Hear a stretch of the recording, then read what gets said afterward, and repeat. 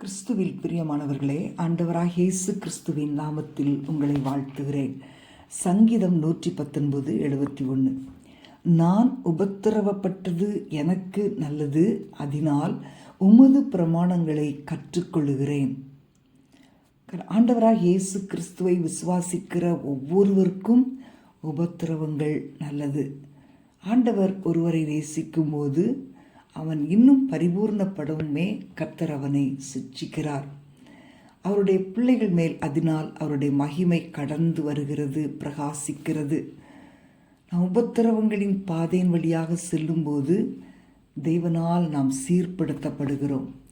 அன்பான தேவனுடைய பிள்ளைகளே, நீங்கள் தேவனுக்கு பயந்து நடப்பதால் வாழ்க்கையில் கடினமான பாதையின் வழியாக கடந்து செல்கிறீர்களா?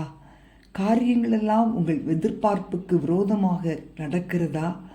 பயப்படாதிருங்கள்.